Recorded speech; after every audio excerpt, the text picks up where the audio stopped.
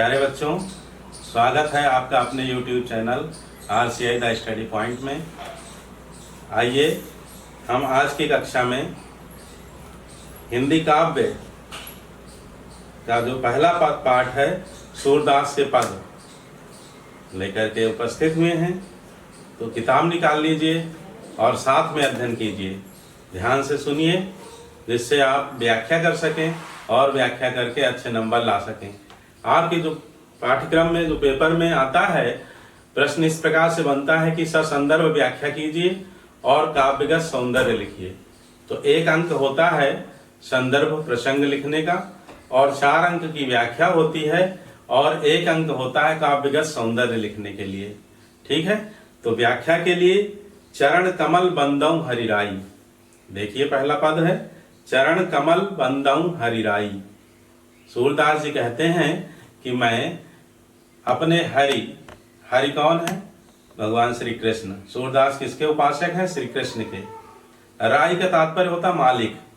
तो जो मेरे मालिक हैं भगवान श्री कृष्ण, उनके चरण कमलों की, चरण रूपी कमलों की मैं वंदना करता हूँ। चरण कमल का यहाँ जो है चरण और कमल के बीच में वाचक नहीं है तो रूपक अलंकार पहली पंक्ति में है।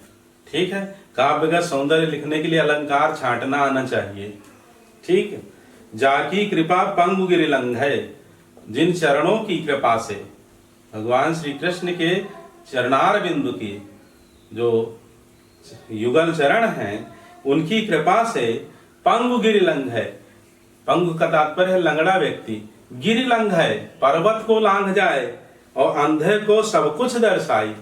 और अंधा व्यक्ति सब कुछ देखने लग जाता है, अर्थात उसकी दिव्य दृष्टि खुल जाती है, ज्ञान चक्षु खुल जाते हैं, प्रज्ञा चक्षु खुल जाते हैं और उसे सब कुछ दिखाई देने लगता है। ठीक है, बहिरो सुने, बहरा व्यक्ति को सुनाई देने लग जाता है। गूंग पुनि बोले, और गूंगा व्यक्ति बोलने लग जाता है। गूंगा बहुत अच्छा वक्ता हो जाता है। और रंक चले सिर छत्र धराई, और रंक माने जो निर्धन है, जिसके पास कुछ नहीं है धन संपदा, वह सिर पर छत्र धारण करा करके राजाओं की तरह भांति चलने लग जाता है। सूरदास कहते हैं कि सूरदास स्वामी करुणामय, मेरे स्वामी जो भगवान श्री कृष्ण हैं वे बहुत करुणामय हैं। उधर ऊपर आया राई मालिक, यहाँ फिर स्वामी, स्वामी माने फिर मालिक। बार बार मालिक कह रहे हैं किसको? अपने इष्ट देव को। और क्या बताते हैं? करुणामय हैं, अत्यंत करुणामय हैं, अत्यंत उदार मना है, जिनके मैं चरण कमलों की बार बार बंदौ तिह पाई। पाई का मतलब पैर। उनके चरणों की मैं बार बार वंदना करता हूँ। ठीक है, ये भक्ति की विशेषता है। भक्त जो है भगवान के श्री चरणों का ध्यान करता है। ठीक है, सीता जी जब अशोक वाटिका में बैठी तो निज पद चरण दिए मन, निज पद नयन दिए मन, राम पद कमल लीन। सीता जी भी वही भक्ति कर रही हैं। निज पद नयन, अपने पैरों में उनके नेत्र हैं, स्थिर हैं और कुछ नहीं देख रही लंका में। और राम पद कमल लीन, और राम पद में के कमलों में यानी रामचरण के चरण कमलों में कैसे लीन है? क्योंकि जो सीता जी का दायां पैर है उसमें वही चिन्ह बने हुए हैं जो राम जी के बाएं पैर में हैं, और जो सीता जी का बायां पैर है उसमें जो राम जी के दाहिने पैर में चिन्ह बने हैं, ध्वजा, पताका, शंख, त्रिशूल आदि वो चिन्ह बने, उन चिन्हों का को देख रही हैं, स्मरण कर रही हैं कि कब आएंगे और मेरे राम जी और रावण का संहार करके मुझे ले जाएंगे। ठीक है, जटायु भी सुमिरत राम चरण जिन्ह रेखा, जटायु भी राम के चरणों का स्मरण कर रहा है। भाव साम्य में आप लिख सकते हैं इसे। ठीक है, तो चरण कमलों का, भगवान के चरण कमलों का ही प्रताप है कि भक्त कहाँ से कहाँ पहुँच जाता है। गूंगा बोलने लग जाए, ठीक है, बहिरा सुनने लग जाता है, और रंक जैसा जीवन जीने वाला व्यक्ति राजाओं की तरह जीवन जीने लगता है। दूसरा पद देखिए, अभिगत गति कछु कहत न हो। इस पद में सूरदास ने निर्गुण निराकार ब्रह्म का खंडन किया है और सगुण साकार ब्रह्म का मंडन किया है, यानी सगुण साकार ब्रह्म की उपासना की बात की है। अभिगत गति कछु कहत न आवे। अभिगत का तात्पर्य निर्गुण निराकार ब्रह्म। विगत माने जो बीत गया, अभिगत माने जो बीते ना, निरंतर शाश्वत बना रहे निर्गुण निराकार ब्रह्म। गति कछु कहत न, उसकी लीला कुछ कहते नहीं बनती है। दशा, गति का तात्पर्य है दशा, तो जो निर्गुण निराकार ब्रह्म है उसकी दशा को कहा नहीं जा सकता, कहत ना आवे, बखान नहीं किया जा। गूंगे मीठे फल को रस अंतर्गत ही भावे। जिस प्रकार से गूंगे व्यक्ति को मीठा फल कोई वह खा ले तो अंदर ही अंदर उसका स्वाद लिया करता है, ऐसे जो ज्ञानी जन हैं, जो परम ज्ञानवान हैं, वे क्या करते हैं, निर्गुण निराकार ब्रह्म की उपासना में लीन रहते हैं और अंदर ही अंदर आनंद की अवस्था को प्राप्त होते रहते हैं, माने खुश होते रहते हैं, आनंदित होते रहते हैं, मगन रहते हैं। ठीक है, मन मगन भया तो क्या बोले, कबीर कहते हैं। यहाँ ज्यों गूंगे मीठे फल को रस अंतर्गत ही भावे, अंदर ही आनंद देता रहता है। कहते नहीं, ज्ञानी जन तो अंदर ही मस्त रहते हैं। परम स्वाद सब ही सुनिरंतर। जिस भक्ति का स्वाद जिसे मिल जाए, निर्गुण निराकार भक्ति की बात कर रहे हैं, तो सभी के अंदर जो भी कर पाता है, कठिन है साधना, दुरूह है। दुरूह क्यों है, आगे की पंक्तियों में आएगा। दुरूह का तात्पर्य कठिन। कठिन क्यों है निर्गुण निराकार की भक्ति, यह आगे की पंक्तियों में आएगा। अभी इस पंक्ति का देखिए, परम स्वाद, वह भक्ति कितनी कैसी है, परम स्वाद। स्वाद का तात्पर्य भोजन में जैसे होता है, बहुत अच्छा स्वाद मिलता है, ऐसे ही संतोष प्रदायनी है निर्गुण निराकार ब्रह्म की भक्ति। निरंतर माने हर समय व्यक्ति मस्त रहता है, डूबा रहता है। अमित तोष उपजा, अमित का मतलब जिसकी सीमा ना हो, अपार। मित माने सीमा युक्त, अमित का मतलब बहुत अधिक। तोष का तात्पर्य यहाँ संतोष है। ठीक है, संतोष उपजावे, अपार संतोष उपजाने वाली है निर्गुण निराकार ब्रह्म की भक्ति। मन वाणी को अगम अगोचर, और मन और वाणी से परे है, क्योंकि उसे कहा नहीं जा सकता। सोई जानहि जेहि देहु जनाई, जानत तुमहि होई जाई। सो जाने जो पावे, सूरदास भी लिखते हैं, उधर तुलसीदास जी कहते हैं, सोई जानहि जेहि देहु जनाई, और जानत तुमहि होई जाई। और इधर सो जाने जो पावे, वही जान सकता है जिसे मिल जाए, जो कर सके ऐसी उपासना, ऐसी साधना। रूप रेख गुण जाति जुगति बिनु। अब देखिए यहाँ क्यों दुर्व मानते हैं, क्यों कठिन मानते हैं, क्योंकि जिसकी ना तो कोई रूप है, ना आकार है, ना प्रकार है। रेख, रूप माने रूप और रेख माने आकार।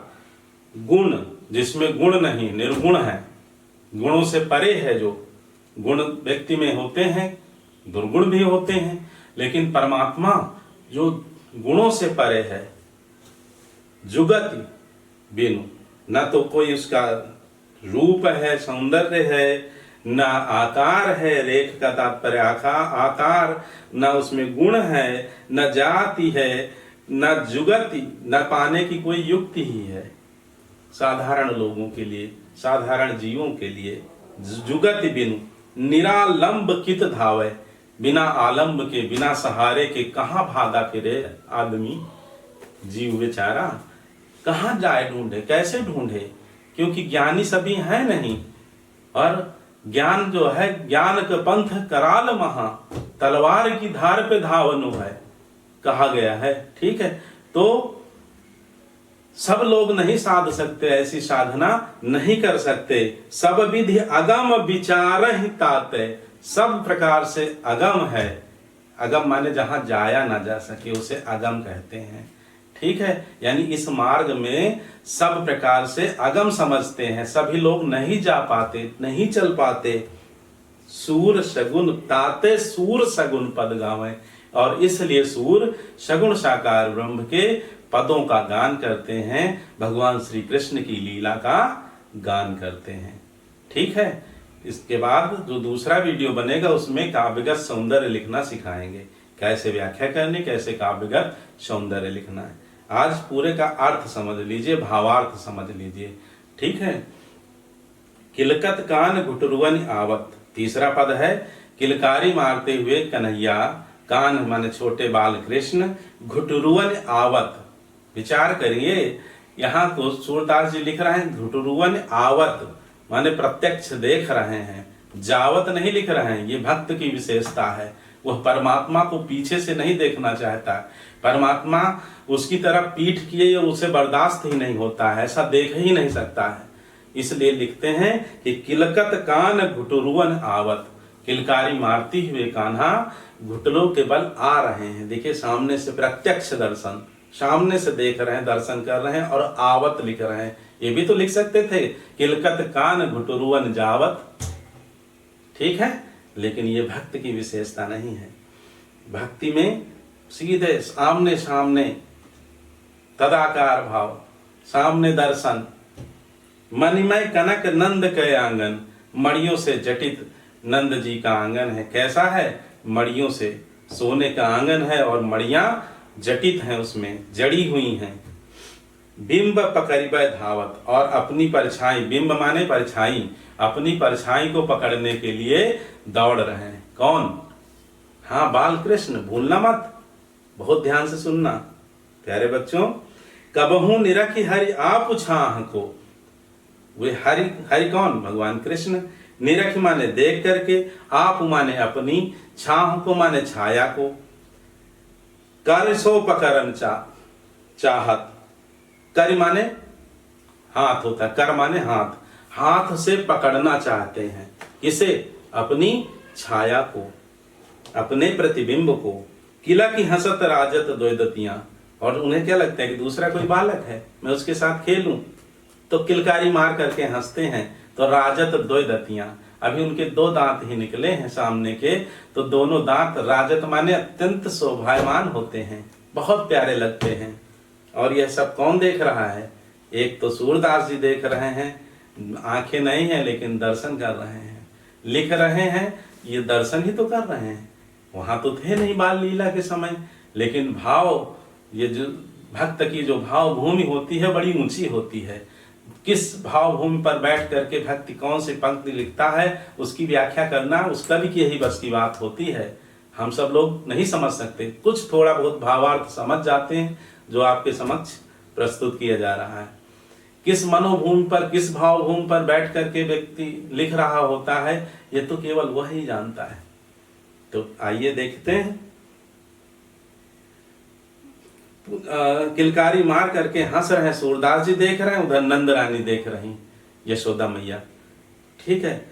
किला की हंसत राजत द्वैदतियां, किलकारी मार करके हंसते हैं तो दोनों दांतों की शोभा बहुत शोभायमान हो रही है। दोनों दांत पुनि पुनि तिहि अवगाहत, और बार बार उसे पकड़ना चाहते हैं, अपने ही दांतों को, जो उनकी शोभा उस कनक पर परछाई जो पड़ रही है। ठीक है। कनक भूमि पर कर पग छाया, यह उपमाई का राजत। कनक की भूमि है, कनक माने सोना, सोने की भूमि है, मणियां जटित हैं, और भगवान श्री कृष्ण के हाथ के जो ये भाग है, करतल, हथेली, ये बहुत लाल, बिल्कुल रक्त कमल की तरह, लाल कमल की तरह। इसी तरह से पैरों की लालिमा, छोटे बच्चों के हाथ पैर देखिए कितने रक्तिम लाल लाल होते हैं, और भगवान के तो स्वयं भगवान ही हैं। तो सूरदास क्या दर्शन कर रहे हैं, क्या देख रहे हैं? एक उपमा उन्हें सूझ रही है।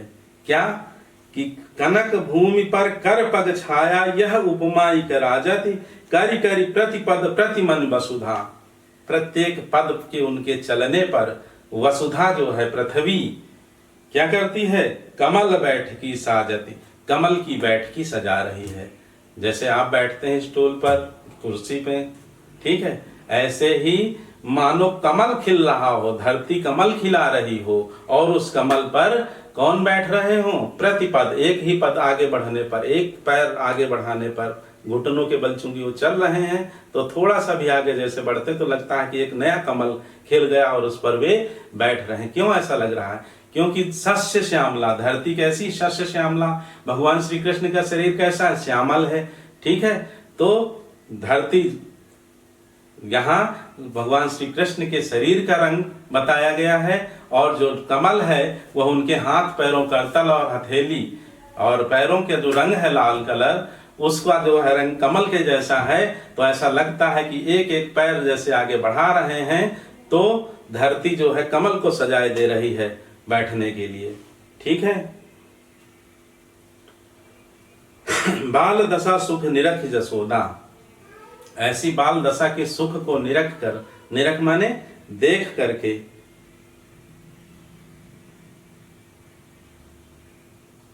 करी करी प्रतिपद प्रतिमन वसुधा कमल बैठकी साजत, जैसे धरती कमल की बैठकी पर बैठ रही हो, माने धरती माने भगवान श्री कृष्ण का जो रूप है, भगवान श्री कृष्ण ही तो आगे बढ़ रहे हैं, तो ऐसे लग रहा है कि धरती कमल खिल रहे हैं और बैठ रही है। और बाल दशा सुख निरखी जसोदा, बाल दशा के सुख को देख करके यशोदा जी पुनि पुनि नंद बुलावत, बांटना चाहता है भक्त, आनंद को बांटता है भक्त, वो बार बार नंद को बुलाते हैं कि आइए नंद बाबा देख लीजिए, जरा जो अपने बेटे की छवि को निहार लीजिए, आनंद से भर जाइए। और अचरा तरि लय ढाक सूर के प्रभु को दूध पियावत, सूरदास कहते हैं कि इस प्रकार वे अपने बाल कृष्ण को आंचल के नीचे ढक लेती हैं और ढक करके दूध पिया रही हैं। जो सूरदास, सूर यहाँ नाम जो आया सूर के प्रभु यानी बाल कृष्ण भगवान। अगला देखिए चौथा पद है, मैं अपनी सब गाय चरई हूं, मैं अपनी सारी गाय, थोड़े बड़े हो गए हैं कृष्ण और गाय चराने के लिए जिद कर रहे हैं, अभी ज्यादा बड़े नहीं हुए हैं, 4-5 साल की उम्र है, और कहते हैं कि मैं अपनी सब गाय चरई हूं, मैं अपनी सारी गायों को चराऊंगा। प्रात होत बल के संग जई हूं, सुबह जैसे होगी, शाम का समय है, माँ के पास लेटे हैं बिस्तर पर, सो नहीं रहे हैं, नींद नहीं आ रही है, माँ लोरी गाना चाहती है तो अपनी लोरी सुना रहे हैं कृष्ण, कह रहे हैं कि आज मेरी लोरी सुन लो माँ, बाद में हम तुम्हारी लोरी सुनेंगे। क्या सुना रहे हैं कि मैं अपनी सब गाय चराई हूं, मैं अपनी सारी गायें चराऊंगा। और प्रात होत बल के संग जई हूं, तेरे कहे न रही हूं, सवेरा होते ही मैं बलराम, बल ज्ञानी बलराम के साथ जाऊंगा और तुम्हारे कहने से मैं घर में नहीं रहूंगा। ग्वाल बाल गायन के भीतर नैकों डर नहीं लागत, ग्वाल बाल और गायों के बीच में मुझे नैकहूं माने जरा सा भी, न एकहूं थोड़ा सा भी नहीं, जरा सा भी डर नहीं लगता। आज न सोऊं नंद दुहाई राय नि रहूंगो जागत, देखिए क्या लोरी सुना रहे हैं यशोदा जी को कि आज न सोऊं नंद दुहाई, नंद जी की सौगंध, मैं नंद बाबा की कसम खा के कहता हूं मैं आज सोऊंगा नहीं, रैन रहूंगो जागत, रैन माने रात भर जागता रहूंगा। और ग्वाल सब गाय चरई हैं, मैं घर बैठे रही हूं, क्योंकि अभी यशोदा मैया ने अनुमति नहीं दी, इसलिए कह रहे हैं मैं सारी रात जागूंगा, सोऊंगा नहीं। और ग्वाल सब गाय चराने जाए और मैं घर बैठा रहूं, ऐसा नहीं हो सकता। सूर श्याम तुम सोई रहो, प्रात जान मैं दय हूं। तो यशोदा जी मान जाती हैं ऐसी हट पर, जिद पर भगवान बाल कृष्ण की, तो और कह देती हैं कि सो जाओ अब तुम, प्रात जान मैं दय हूं, मैं सुबह प्रातः काल जाने की अनुमति दे रही हूं, चले जाना। ठीक है, बहुत आसान सी पंक्तियां हैं, ध्यान से देखिए प्यारे बच्चों। मैया हूं न चरई हूं गाय, अब देखिए बाल लीला है ये। एक बार अभी क्या जिद कर रहे थे कि मैं सारी गाय चराऊंगा, अब क्या कह रहे हैं, मैया हूं न चरई हूं गाय, मैं गाय नहीं चराने जाऊंगा। एक दिन गए, परेशान होकर के आ गए, शाम को फिर बता रहे हैं, फिर एक नई लोरी कि मैया हूं न चरई हूं गाय, मैं गाय नहीं चराऊंगा। सिगरे ग्वाल गिरावत मोसो, गिरावत माने कहते हैं कि खेद के हाँक के ले आओ सारी गायों को, मुझे ही बेचते हैं। सब तो बैठे रहते हैं, कोई आम खा रहा होता है, कोई केला खा रहा होता है, कोई कैथा खा रहा होता है, मुझसे कहते हैं जाओ सारी गायों को तुम खेद के लाओ। बताइए मैं क्या करूं, मैं तो इतना छोटा हूं, मेरे पाई पिराई, मेरे पैर दर्द करने लगते हैं, पिराई का मतलब पिराने लगते हैं, दर्द करने लगते हैं, पीड़ा होने लगती है पैरों में। जौन पत्या ही पूछ ही बलदाऊ, अगर आपको मेरी बात पे भरोसा नहीं है तो बलदाऊ जी से पूछ लीजिए, लेकिन ऐसे मत पूछना, अपनी सौंह दिवाई, आप अपनी सौगंध दिला करके पूछना। सौंह माने सौगंध, कसम। और यह सुनिमाई जसोदा ग्वालिन गारी देत रिशाई। यह सुन करके यशोदा मैया क्या करती हैं, ग्वाल बालों को गाली देती हैं और गुस्सा होने का नाटक करती हैं, हंसती हैं, मन ही मन मुस्कुराती हैं और ऊपर से गाली देती हैं कि कितने दुष्ट हैं, सब शैतान हैं, मेरे इस छोटे से बालक को कितना परेशान करते हैं। मैं पठवत अपने लड़िका को आवे मन बहराई। मैं तो इसलिए भेजती हूँ कि मेरा छोटा सा बालक है, लड़िका बालक, कि अपना मन बहला करके आ जाए। और ये सब सूर श्याम मेरो अति बालक मारद ताय हृंगाई। सूरदास के अनुसार यशोदा मैया कह रही हैं कि मेरा अति बालक, अत्यंत कोमल सुकुमार बालक, ठीक है, मारत ताहि रिंगाई, उसे रिंगा करके मार डालते हैं, माने उसे दौड़ा दौड़ा करके परेशान कर देते हैं। ठीक है, अगला देखिए, सखीरी मुरली लीजे। थोड़ा सा और बड़े हो गए हैं और सखियों की बात आ गई।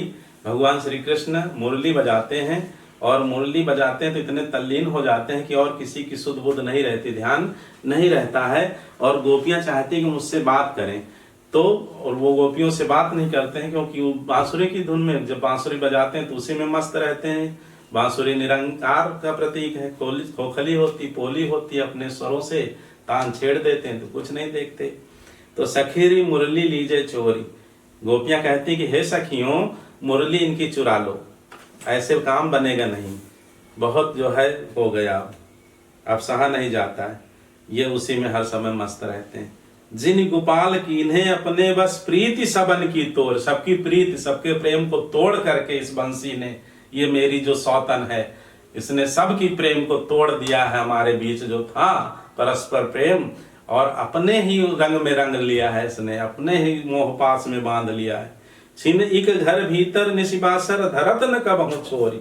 मैं प्रयास करती हूँ कभी मिल जाए मौका चुराने का, लेकिन एक क्षण के लिए भी, छिन इक माने एक क्षण के लिए, घर भीतर, चाहे घर में हो चाहे बाहर रहे, निशिबासर रात हो या दिन हो, धरत न कबहु छोड़ करके धरते नहीं। धरतना माने रखना, धरत न कबहु ब्रज भाषा है। भाषा में आप क्या लिखेंगे काव्यगत सौंदर्य में, ब्रज भाषा। कबहू धरत माने रखते नहीं है, छोड़ माने छोड़कर, छोड़ते नहीं है। कबहू कर, कभी हाथ में लिए रहते हैं, कबहू अधरन, कभी होंठों से लगाए रहते हैं। और कटी कबहू खोसत जोरी, और कभी कमर में खोस लेते हैं। ठीक है, ना जानो कछ मेली मोहिनी राखे अंग अंग भोर। ना जाने इस सौतन ने क्या जादू कर दिया है इनके ऊपर कि अंग अंग राखे भोरी। सारा अंग प्रत्यंग इनका इसी में डूबा रहता है, हाथ भी, मुंह भी, होंठ भी, नजरें भी उसी पर। ठीक, सूरदास प्रभु को मन सजनी बांध्यो राग की डोर। सूरदास कहते हैं कि मेरे प्रभु भगवान श्री कृष्ण के लिए कहते हैं कि वो गोपियां कह रहे हैं कि हे सजनी, एक दूसरे से आपस में कह रहे हैं कि हे सजनी, ये जो सूरदास का जो प्रभु है, माने इस भगवान श्री कृष्ण के लिए सूरदास के अनुसार बांध्यो राग की डोर, इसने अपनी राग की, प्रेम की डोर में इन्हें जकड़ लिया है। ठीक है, ये है सूरदास प्रभु को मन सजनी। सूरदास के अनुसार गोपियां आपस में बात करती कि हे सखियों, हे सजनी, सखियों, इसने, इस मुरली ने भगवान कृष्ण को, मेरे कान्हा को प्रेम की डोर में जकड़ लिया है। उद्धव मोहि ब्रज बिसरत नाही। अब आगे की स्थिति है, ये सभी मुक्तक हैं पद। शैली अगर इसमें लिखना है काव्यगत सौंदर्य में तो मुक्तक, क्योंकि एक से दूसरे का कोई तारतम्य नहीं है, सब अलग अलग पद हैं। यहाँ क्या स्थिति है, इसका प्रसंग पहले सुन लीजिए तो समझ में आएगा। प्रसंग यहाँ पर यह है कि भगवान श्री कृष्ण कंस को मार करके और मथुरा में निवास कर रहे हैं और गोपियों को समझाने के लिए उद्धव को भेजना चाहते हैं। और उद्धव से वहां ये बात कह रहे हैं कि क्या उद्धव मोहि ब्रज बिसरत नाही। वहां भगवान श्री कृष्ण, उद्धव उनके मित्र हैं, परम ज्ञानी हैं, परम ज्ञानवान, और साक्षात हूबहू भगवान श्री कृष्ण की मानो प्रतिमूर्ति हो, मानो फोटो कॉपी हो, ऐसे हैं भगवान उद्धव। तो उद्धव से भगवान श्री कृष्ण कहते हैं कि उद्धव मोहि ब्रज बिसरत नाही। ठीक है, स्मरण अलंकार, अलंकार पूछा जाए तो स्मरण अलंकार। उद्धव मोहि ब्रज बिसरत नाही। बिसरत माने भूलता नहीं है, बिसारना, भूलना। वृंदावन गोकुल वन उपवन, वृंदावन गोकुल वन, यहाँ मधुवन के लिए आया है। उपवन सघन कुंज की छाया, घनी घनी पेड़ों की कुंज की छाया। प्रात समय माता जसुमति अरु नंद देखि सुख पावत। सुबह सुबह जब मैं उठता था, मेरे मुख कमल को देख करके नंद बाबा और माँ यशोदा बहुत हर्षित हो जाते थे, बड़े प्रसन्न हो जाते थे। माखन रोटी दह्यो सजायो अतिहित साथ खवावत। माखन रोटी और भली प्रकार से सजाया हुआ, जमाया हुआ दही मुझे अत्यंत हित के साथ खिलाते थे, अत्यंत प्रेम से खिलाते थे।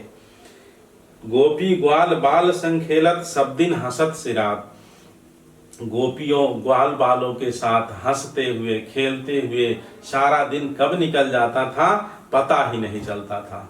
अब वहाँ उब रहे हैं, वहाँ अकेले से पड़ गए हैं, किसी से बात नहीं करना, उदास से बैठे रहते हैं, गुमसुम से बैठे रहते हैं। तो वो कह रहे हैं कि गोपी ग्वाल बाल संखेलत सब दिन हंसत सिरात। सिरात माने बीत जाता था सारा दिन हंसते खेलते बातें करते हुए। सूरदास धन धन ब्रजवासी जिनसो हित जदुतात।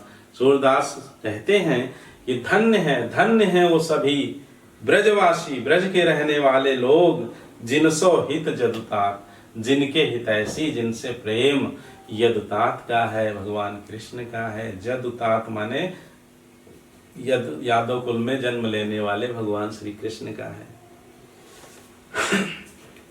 अब अगला पद जो है इसका तो सुन लीजिए, प्रसंग क्या है।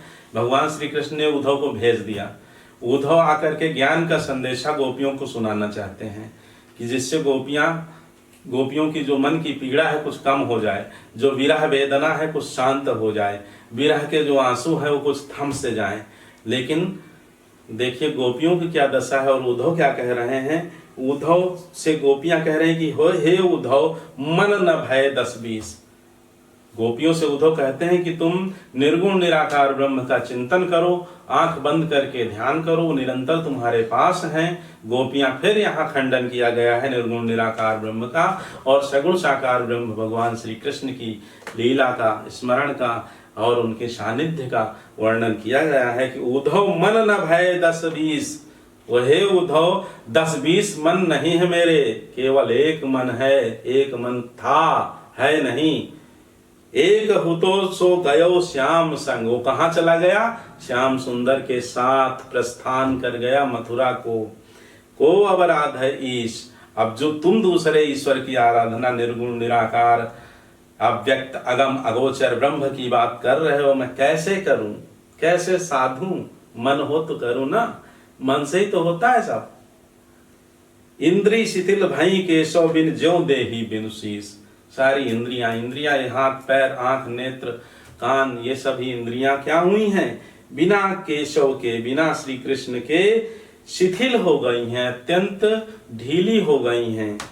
ज्यों देही बिनु शीस, जिस प्रकार से युद्ध क्षेत्र में एक वीर का सिर धड़ से अलग कर दिया जाए, बिना सिर के जैसे वो निढाल होकर गिर पड़ता है, वही स्थिति मेरी है।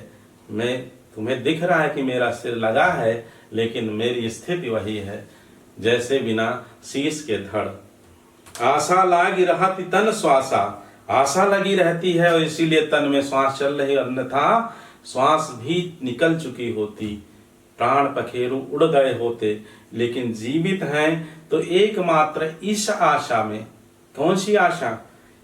जीवन कोटि बरिस, और इस आशा में मैं कोटि बरिस, करोड़ों वर्षों तक जीवित रह सकती हूं। किस आशा में, किस विश्वास में कि एक बार वो जरूर आएंगे, एक बार भगवान के दर्शन मुझे अवश्य होंगे। देखिए प्रेम कैसा है, बहुत दूर नहीं, 18-20 किलोमीटर मात्र दूरी है गोकुल से लेकर के मथुरा तक की। ठीक है, आजकल की घटना हो, आजकल की स्थिति हो तो पहुंच जाए लेकर के बैंड बाजा कि तुमने वादा किया था शादी करो, हैं।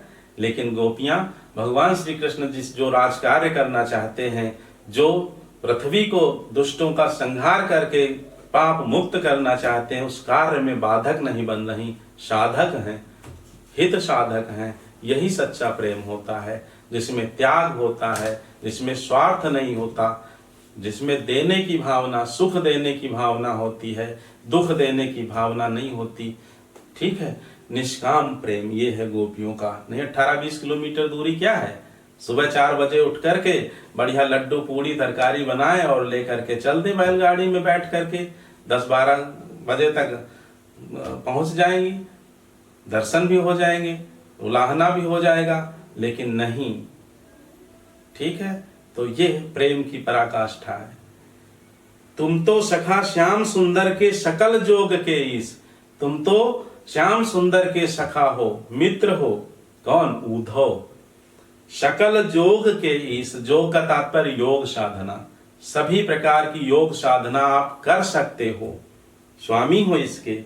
सूर हमारे नंद नंदन बिनु और नहीं जगदीश, गोपियां कहती हैं, सूरदास के अनुसार गोपियां कहती हैं कि हमारे नंद नंदन के बिना दूसरा कोई जगदीश नहीं है। एकमात्र स्वामी, एकमात्र मालिक, एकमात्र प्रेमी, एकमात्र प्रेमास्पद हैं तो मेरे भगवान श्री कृष्ण हैं।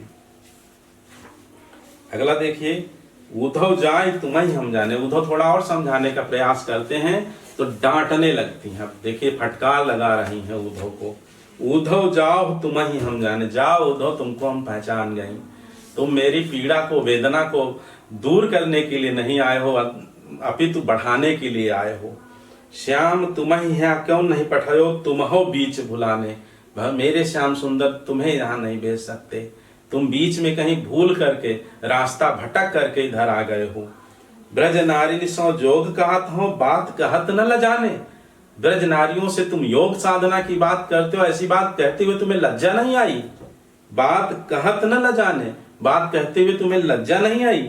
बड़े लोग न विवेक तुम्हारे, मैं तो बहुत बड़ा मानती हूँ आपका, आपको सखा मानती हूँ, भगवान श्री कृष्ण के जैसा मानती हूँ, लेकिन तुम्हारे पास विवेक नाम की चीज नहीं है। विवेक होता तो तुम ये समझ सकते कि मैं क्या चाहती हूँ, मेरे मन की भावना क्या है। तुम तो उल्टा और जले पर नमक छिड़कने वाला काम कर रहे हो। क्या बात करते हो? बात कहत न ल जाने, बात कहते हुए लज्जा नहीं आती?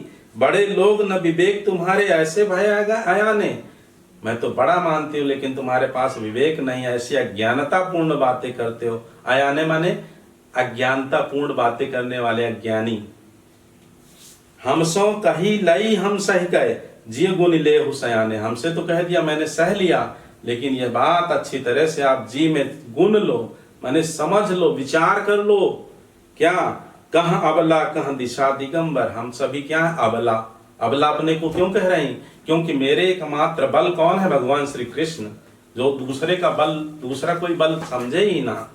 अपनी भुजाओं का, अपने पैसे का, अपने शरीर का, अपने कुटुंब का, ये सारे बल एकमात्र जो समर्पित कर दे भगवान के चरणों में और उन्हें ही अपना बल माने, वो भक्त।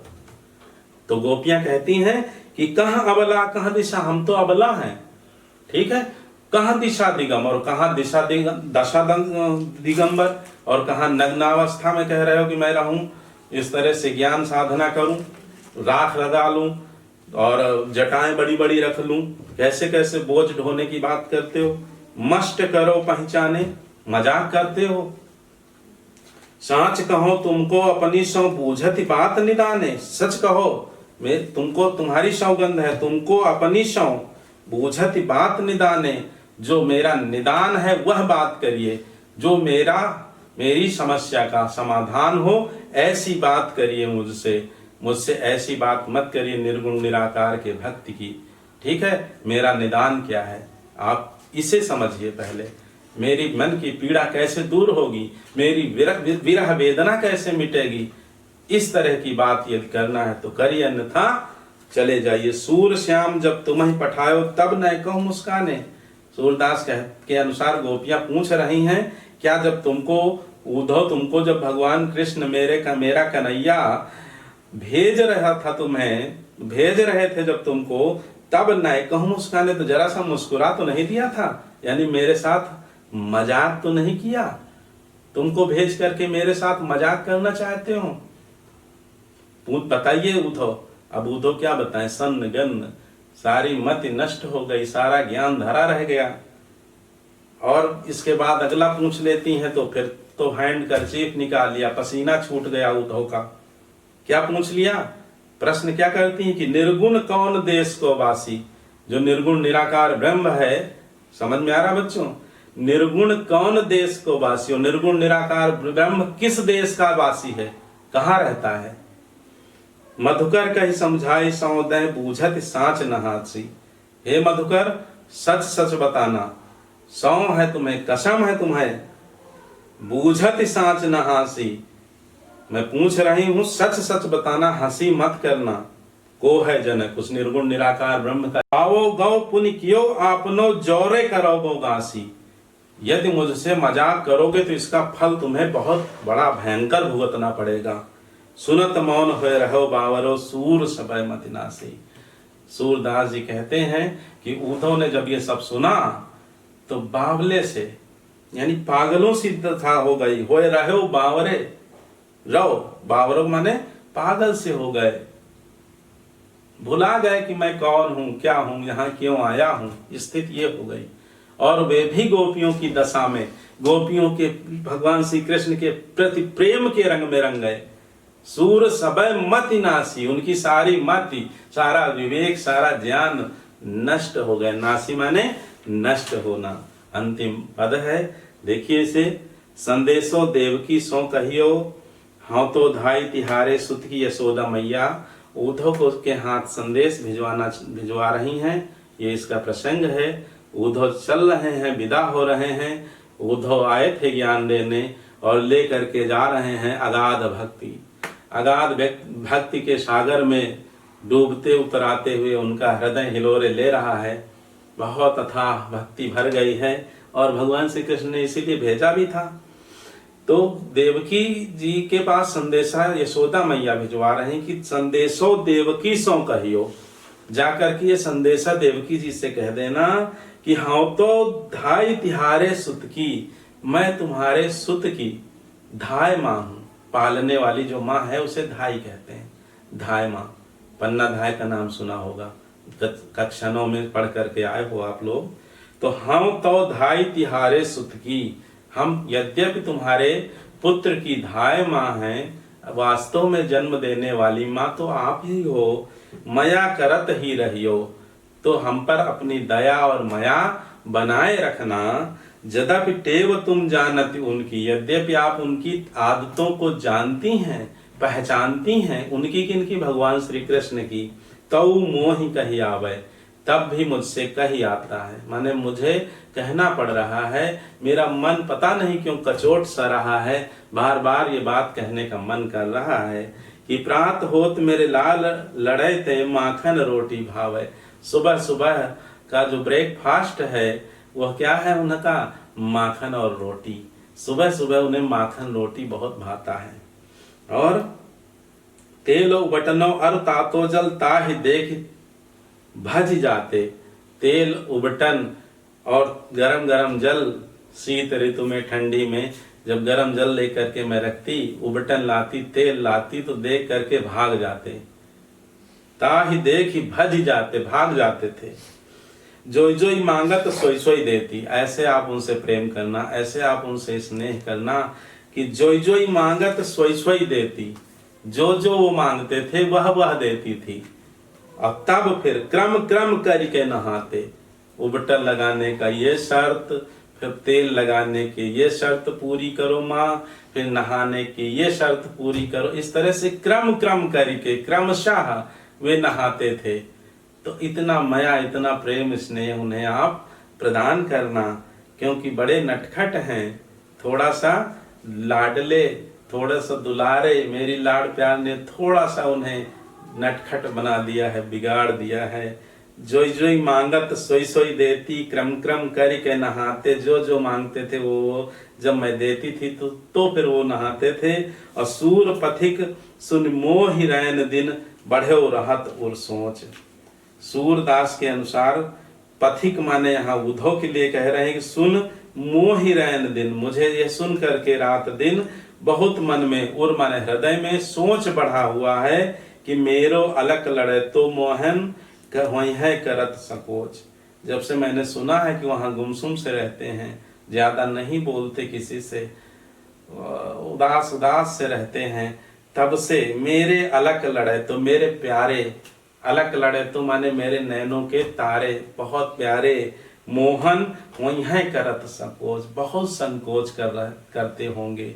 ठीक है, तो यह रही इसकी व्याख्या, भावार्थ, और कैसे करना है यह हम अगले वीडियो में समझाएंगे, सिखाएंगे।